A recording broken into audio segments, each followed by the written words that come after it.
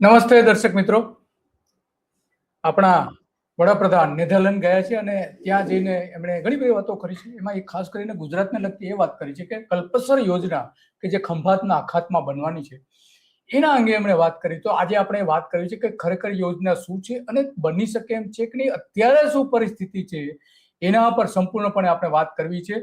અને એ વાત એટલા માટે કરવી જરૂરી છે કે જ્યારે જ્યારે ચૂંટણી આવે છે ત્યારે ત્યારે આ યોજના કબરમાંથી ઊભી થાય છે, ઊભી કરવામાં આવે છે. નરેન્દ્ર મોદીએ અત્યાર સુધીમાં 3 વખત એનો ફાઉન્ડેશન સ્ટોન નાખવામાં આવ્યો છે ભાવનગર ખાતે. તો આ યોજના કેમ ચૂંટણી લક્ષી યોજના બનાવી દીધી હતી? જે રીતે સૌની યોજના બનાવી હતી એ જ રીતે સૌરાષ્ટ્ર માટે આ કલ્પસર યોજના આ એક કલ્પનાના ઘોડા છે ખરા કે વાસ્તવમાં એમાં કંઈ થઈ શકે એમ છે? એની આપણે સંપૂર્ણ વિગતો સાથે વાત કરવી છે. અને અત્યારે શું પરિસ્થિતિ છે એ કેટલાક જે સરકારમાં બેઠેલા કેટલાક લોકોએ જે વાત કરી છે એના આધારે વાત કરવી છે. કારણ કે આપણે જાણીએ છીએ કે નરેન્દ્ર મોદી આ જ્યારે ચૂંટણી 2004 થી લઈને આજ સુધી એક વાત કરતા આવ્યા છે. આ જે નેધરલેન્ડને આપણે દ્રશ્યો જોઈ શકાય છે, વડાપ્રધાનનો ડ્રીમ પ્રોજેક્ટ કહેવાય છે. આમ તો કેશુભાઈ પટેલનો ડ્રીમ પ્રોજેક્ટ હતો. એને નેધરલેન્ડની ટેકનોલોજીની નવી પાંખો મળી છે એવું આપણા મુખ્યપ્રધાન કહી રહ્યા છે ભૂપેન્દ્ર પટેલ. નરેન્દ્ર મોદીના નેતૃત્વ હેઠળ નેધરલેન્ડના પ્રવાસ દરમિયાન કલ્પસર યોજના માટે ટેકનિકલ સહયોગ માટેના કેટલીક બાબતોની સમજૂતી થઈ છે. કરાર નથી થયા, સમજૂતી થઈ છે. અને એની જે નેધરલેન્ડની ટેકનિકલ કુશળતા અને નિપુણતાનો લાભ મળશે એવું આપણા મુખ્યપ્રધાન કહી રહ્યા છે. અને કેન્દ્ર સરકાર પણ કહી રહી છે. નેધરલેન્ડના વડાપ્રધાન રોબર્ટ જે છે એ એમની સાથે આ રીતે એમની મુલાકાત થઈ છે. આ યોજના એવી છે કે સૌરાષ્ટ્રના 9 જિલ્લા અને 42 તાલુકામાં અંદાજે 10 લાખ હેક્ટર એવો સરકાર દાવો કરે છે, પણ વાસ્તવમાં જે નવી આખી યોજના બની છે, નવું એનો જે કેટલાક જે ડ્રાફ્ટ પ્લાન બન્યો છે એમાં માત્ર 2 લાખ હેક્ટર નવી જમીન મળશે અને 10 લાખ હેક્ટરમાં સિંચાઈ થશે. અને 240 કિલોમીટરનો જે અત્યારે સુરતથી લઈને આવવું પડે છે લોકોને, 60 કિલોમીટરનું અંતર ઘટી જશે. 1500 મેગાવોટ પવન ઉર્જા મળશે, 1000 મેગાવોટ સૌર ઉર્જા મળશે એવો સરકાર દાવો કરી રહી છે. જોકે સરકારે ત્યાં પોર્ટ બનાવવા માટેની જાહેરાત કરી હતી, પરંતુ પોર્ટ અત્યારે બને એવું લાગતું નથી. કારણ કે આ જે ભૂપેન્દ્ર પટેલે જે જાહેરાત કરી છે એમાં ક્યાંય પોર્ટનો ઉલ્લેખ કરવામાં આવ્યો નથી, બંદરનો ઉલ્લેખ કરવામાં આવ્યો નથી અને ટ્રાઇડલ પ્રોજેક્ટ પણ પડતો મૂકવામાં આવ્યો હોય એવું દેખાઈ રહ્યું છે. કારણ કે મુખ્યપ્રધાને ક્યાંય જાહેરાત નથી કરી એની. 80 વર્ષ પહેલા તેનું નિર્માણ કરવામાં આવ્યું હતું નેધરલેન્ડનું. અને અત્યારે જે છે નેધરલેન્ડના નીચાણવાળા વિસ્તારોને પાણી રોકવા માટે, દરિયાનું પાણી રોકવા માટે આ યોજના બની છે. તો એ કલ્પસર કરતા એકદમ અલગ યોજના છે. કલ્પસર સાથે કોઈ પણ રીતેની સરખામણી થઈ શકે એમ નથી. કારણ કે કલ્પસર એ ડેમ છે, એ કોઈ ત્યાં જે પાણી રોકવા માટેની જે વ્યવસ્થા કરવામાં આવી હતી એવું નથી. અને ત્યાં જે દરિયો અંદર આવી જતો હતો એને રોકવા માટેનું, પણ અહીંયા તો આખો એક ડેમ બનાવવાનો છે. એ ડેમ એવા પ્રકારે બનવાનો છે કે વિશ્વમાં એકમાત્ર આ પ્રકારનો ડેમ બનશે. આજ સુધી આવો ડેમ બન્યો નથી. અને એના માટે માત્ર નેધરલેન્ડ નહીં, અનેક દેશોની એની મદદ મળશે ત્યારે આ પ્રોજેક્ટ શક્ય બને એમ છે. અને એટલા માટે નરેન્દ્ર મોદી 2004 થી વારંવાર જાહેરાત કરતા આવ્યા છે, પરંતુ એમને જાહેરાત ક્યારેય અત્યારે સફળ થતી હોય ક્યાંય એવું લાગતું નથી. અને એટલા માટે આપણે વાત કરવી છે. કરાવ્યો હતો મુખ્યપ્રધાન નરેન્દ્ર મોદીએ પ્રારંભ કરાવ્યો હતો. અને એટલા માટે આ યોજના અત્યંત મહત્વની ત્યારે બની જતી હતી અને સરકારે એને બહુ મહત્વ પણ આપ્યું હતું. આપણે જોઈએ કે ખરેખર જ્યારે એ જે યોજના સરકારે એને બહુ મહત્વ પણ આપ્યું હતું. આપણે જોઈએ કે ખરેખર જ્યારે એ જે યોજના નું ખાતમુહૂર્ત કર્યું હતું એ સમયે એક પ્રેસનોટ, સરકારની પ્રેસનોટ પણ જાહેર થઈ હતી. આપણે જોઈએ છીએ આ દેખાય છે. સરકારે સત્તાવાર રીતે એની જાહેરાત કરી હતી કે કલ્પસર યોજના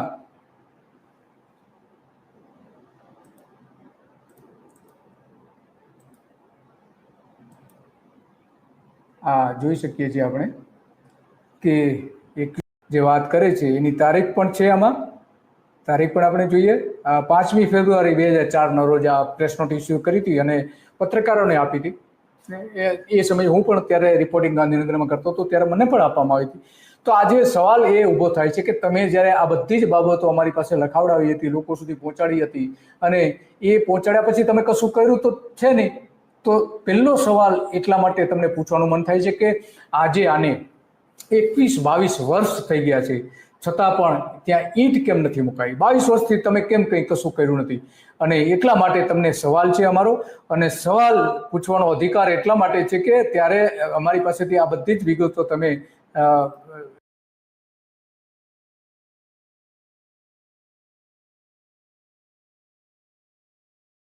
વાત આવે છે કે સરકારે જાહેરાત તો કરી હતી, નરેન્દ્ર મોદીએ જાહેરાતો કરી હતી, વારંવાર કરી, જ્યારે ચૂંટણી આવે ત્યારે કરી છે, અને ફરી હવે 2027ની ચૂંટણી આવી રહી છે, 2026 ચાલી રહ્યું છે, ત્યારે આ કલ્પસરનું ગતકડું એમણે કાઢ્યું છે.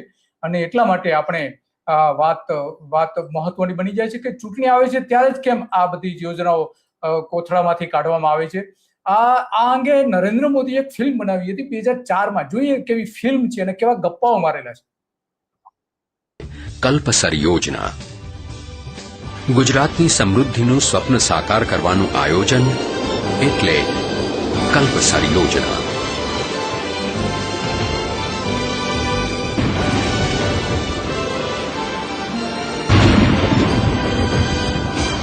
કલ્પસર સમૃદ્ધિનું સરોવર, અદ્વિતીય એવી કલ્પસર યોજના ગુજરાતના ખંભાતના અખાતમાં પૂર્વ કિનારે હાંસોટ અને પશ્ચિમે ઘોઘાને જોડતા 64 કિલોમીટર લાંબા બંધ દ્વારા રચાશે. તો આ ફિલ્મમાં આગળ ઘણું બધું કહે છે, પણ મૂળ વાત એ છે કે અત્યારે ખરેખર પરિસ્થિતિ કેવી છે આના માટેની. કારણ કે કલ્પસર યોજના માટેની નેધરલેન્ડની એક ટીમ આવી હતી ગુજરાતમાં, પણ એ જ્યારે ચર્ચા થઈ એની સાથે સાથે એવી પણ એક વાત આવી રહી છે કે એપ્રિલ 2026માં નેધરલેન્ડની આ ટીમ જે આવી હતી ગુજરાત, અને એના વિડીયો કોન્ફરન્સ કરી હતી, ટેકનિકલ ડેટા પણ અહીંથી લઈ ગઈ છે, લેવડ દેવડ કે એમના ડેટા અને આપણા ડેટા પણ શેર કરવામાં આવ્યા છે. ડચ પ્રતિનિધિ મંડળે ગુજરાતના મુખ્યપ્રધાન ભૂપેન્દ્ર પટેલ સાથે પણ મુલાકાત કરી હતી, અને એ બધાની વચ્ચે જ્યારે એ બધા ડેટાને જે લઈ જવામાં આવ્યા, પરંતુ ડેટામાં હજુ સુધી એવું કોઈ ફાઇનલ નથી થયું કે એમાં કરારો થયા હોય એ પ્રકારનું, અને એટલા માટે નેધરલેન્ડ સાથે ભાગીદાર પર કામ કરી રહ્યા છે એવો દાવો પણ ત્યારે કરવામાં આવ્યો હતો ભૂપેન્દ્ર પટેલ દ્વારા. અને કલ્પસર માટે ડચ હાઇડ્રોલિક અને મરીન એન્જિનિયરિંગ નિષ્ણાતોની મદદ લેવાની ચર્ચા પણ થઈ હતી.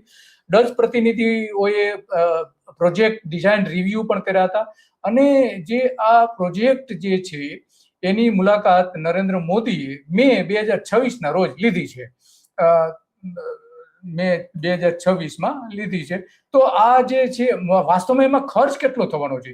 કારણ કે આપણે જાણીએ છીએ કે એક તો મોટી નદીઓ એમાં આવે છે, નદીઓનું પ્રદૂષિત પાણી આવે છે, એને શુદ્ધ કરવા માટેના અલગ પ્રોજેક્ટ બનાવવો પડશે, અને લગભગ અત્યારે એવું માનવામાં આવે છે એના ટોટલી જે છે એ 1,75,000 કરોડ રૂપિયા આજની સ્થિતિએ ખર્ચ કરવું પડે એવું છે. જો કે કેટલાક નિષ્ણાંતો તો એવું કે 1,20,000 કરોડ રૂપિયા ખર્ચ થશે, પણ જે સરકારના સૂત્રો કેટલાક કહે છે કે 1,75,000 કરોડ રૂપિયા આજે જો બંધ બનાવવાનું ચાલુ કરે તો થાય છે. પરંતુ હજુ 5 વર્ષ સુધી તો આ બની શકે એમ નથી, કારણ કે એની ડિઝાઇન પણ બની નથી, અને એનો જે ડેમ છે, ડેમની જે ફાઇનલ ડિઝાઇન બનવી જોઈએ એ પણ બની નથી.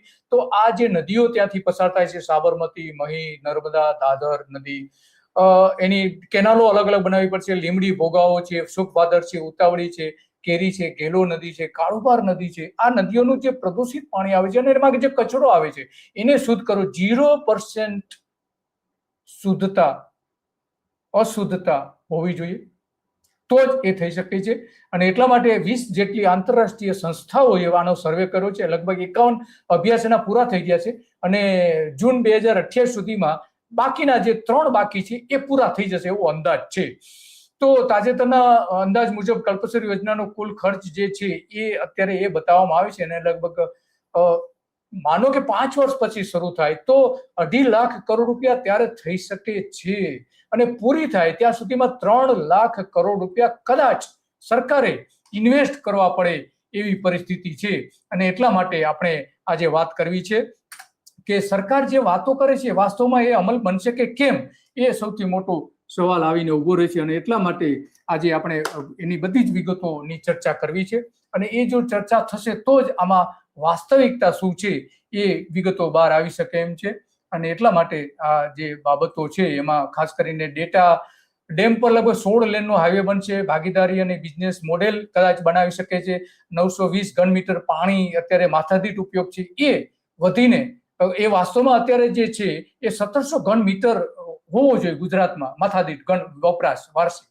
તો 2047 સુધીમાં એ ગંભીર કટોકટી પાણીની ઊભી થશે. એને એટલા માટે આ બનાવવું પડે એમ છે ને અંદાજે 30,000 MCM પાણી દરિયામાં વાર્ષિક જે નદીઓમાંથી વહી જાય છે એને રોકવું જરૂરી છે. અને એટલા માટે આ ડેમ બનાવવો અત્યંત જરૂરી છે. સિંચાઈનું પાણી તો બરાબર છે, નવી જમીન મળશે બરાબર છે, સૂર્ય ઉર્જા જે આપણે વાત કરીએ બધું જ થશે બરાબર છે, પણ વાસ્તવમાં જે આપણે ફાયદો થવો જોઈએ એ ત્યારે થઈ શકે. અને ઝળહળી ઉઠશે ગામડા.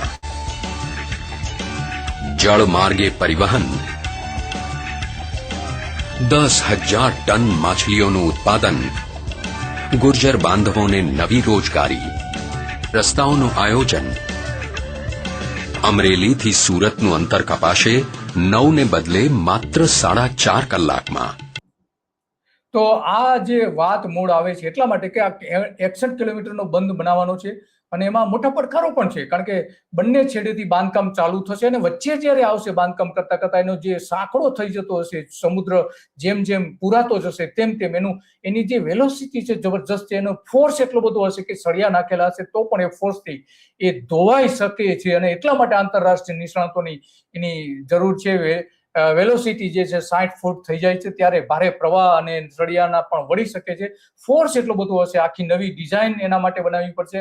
અત્યાર સુધી કોઈ એવી ડિઝાઇન બનાવી નથી. બીજો પડકાર એ છે કે એની પેરીફેરીમાં નર્મદા, મહી, ઢાઢર જે સાબરમતીનું પાણી ચલાવવામાં આવે છે તો એને શુદ્ધ કઈ રીતે કરવું એ સૌથી મોટો સવાલ આવીને ઉભો રહે છે. અને એટલા માટે આ બધી જ બાબતો આપણા માટે અત્યંત મહત્વની બની જાય છે. તો આ જે વહાણો કે પાણીની અવરજવર કરવા માટે દરવાજા પેલા એમાં જે જહાજો અંદર જઈ શકશે એવી ડિઝાઇન બનાવી હતી જ્યારે નરેન્દ્ર મોદી પહેલી વખત જાહેર, પણ તો એ હવે શક્ય નથી. અને એટલા માટે આ દરવાજા બની શકે એમ નથી. માત્ર નદીઓના પાણી બહાર નીકળી શકે એટલી જ વ્યવસ્થા થઈ શકે એમ છે. નદીઓનો કાપ, કચરો વગેરે દૂર કરવું પડશે. એની ગુણવત્તા સ્ટાન્ડર્ડ જે નક્કી કરેલા છે સ્ટાન્ડર્ડ પણ જાળવવા પડશે તો જ પીવાલાયક પાણી થઈ શકશે. અને એટલા માટે ડેમના જે બાંધકામ માટે આજની તારીખે જે ખર્ચ થવાનો છે એ લગભગ 3 ગણો થઈ શકે છે પૂરો થાય ત્યાં સુધીમાં. તો ટ્રેન માટે જે ઉપરના ટ્રેનના પાટા નાખવાની જે યોજના બનાવવામાં આવી હતી તો એ અત્યારે કેન્દ્ર સરકારને જણાવ્યું કે ભાઈ તમે આમાં શું પાર્ટિસિપેન્ટ થવા માંગો છો. ગુજરાત સરકારે લેખિતમાં આપ્યું છે, પણ આજ સુધી આપણે રેલ વિભાગે એક પણ જવાબ એનો આપ્યો નથી. ગુજરાતની જવાબ નથી આપ્યો આજે. તો આવું કેન્દ્ર સરકાર અત્યારે કામ કરી રહી છે. ખરેખર રેલવે એમાં ઉપર ટ્રેક બનાવવા માંગે છે કે કેમ, જો એ બનાવવા માંગે તો ખર્ચ પણ ઘટી શકે છે અને શેર પણ થઈ શકે છે. તો આમાં ઘણા બધા એમાં રિસ્ક પર છે. અને એના જે કારણ કે કોન્ટ્રાક્ટ જે આપવાના થશે એ ભરતી ઓટના કારણે જે જમીન ડૂબમાં જાય છે તે ખુલ્લી થશે, એનો મોટો ફાયદો થશે. લગભગ 2 લાખ હેક્ટર જેટલી જમીન મળશે. પણ એની સામે કોન્ટ્રાક્ટ જે આપશે તે ડિઝાઇન બનાવશે, કોન્ટ્રાક્ટ જેને આપવામાં આવશે એ જ ડિઝાઇન બનાવી શકે એવી પરિસ્થિતિ છે. નેધરલેન્ડ કોન્ટ્રાક્ટ લઈ શકે એવો અનુભવ અને ક્ષમતા પણ એની પાસે નથી. એટલે કે વૈશ્વિક ટેન્ડર બહાર પાડવું પડશે. માત્ર તેના બંધોની ટેકનિકલ અનુભવ એ આપી શકશે નેધરલેન્ડ, પણ નેધરલેન્ડ આમાં પૂરેપૂરો બંધ બનાવવા માટે કોઈ પણ રીતે મદદરૂપ થઈ શકે એવી નથી. કલ્પસરી વિભાગ પાસે સ્ટાફ જ નથી અત્યારે. ક્યાંથી તમે પ્રોજેક્ટ પૂરો કરી શકશો? અને માનો કે આઉટસોર્સિંગ થી લો તો પણ આઉટસોર્સિંગ થી કે થઈ શકે એવું નથી. અને એટલા માટે મારી નેશનલ મરાઇન એન્ડ કોસ્ટલ ઇન્સ્ટિટ્યૂટ જે છે એ એકમાત્ર વિશ્વની સંસ્થા છે કે જ્યાં ગુજરાતનો બંધ બનાવી શકવાની ક્ષમતા કંઈક અંશે ધરાવે છે અને ટેકનિકલી કામ કરી શકે એવી એની પાસે અનુભવ છે અને એના પોતાના અભ્યાસો પણ કરેલા છે. તો આ અભ્યાસો માટે કલ્પસર યોજના માટે આ એકમાત્ર સંસ્થા નેશનલ મરાઇન એન્ડ કોસ્ટલ ઇન્સ્ટિટ્યૂટ છે એવો કેટલાક લોકો દાવો કરી રહ્યા છે. તો આવી અનેક સમર્થ સંસ્થાઓની મદદ લેવી પડે એમ છે. અને એટલા માટે કલ્પસર યોજના માત્ર ને માત્ર અત્યારે તો એવું લાગી રહ્યું છે કે કાગળ ઉપર હોય એવું લાગ્યું છે, કારણ કે નરેન્દ્ર મોદી 3 વખત તો ફાઉન્ડેશન સ્ટોન નાખ્યો અને 2004 થી જાહેરાત કરતા આજે એને 22 વર્ષ થયા છે. આમ તો યોજના બની કેશુભાઈ પટેલે બનાવી હતી, પણ એ અત્યારે દેખાતું નથી કે સફળ થાય. અને એના માટે વૈશ્વિક કેટલીક સંસ્થાઓ કઈ રીતે એમાં મદદરૂપ થઈ શકે એમ છે એ બહુ મહત્વનું છે. તો બસ આજે આટલું કાલચક્રમાં, અને રોજ સવારે આપણે આવા કાલચક્રમાં આ જ પ્રકારના કાર્યક્રમો આપણે કરતા રહીએ છીએ અને સરકારને પ્રશ્નો પૂછતા રહીએ છીએ. જૂઠું બોલતા હોય તો એ પણ આપણે આમાં જાહેર કરતા આવીએ છીએ. નમસ્તે.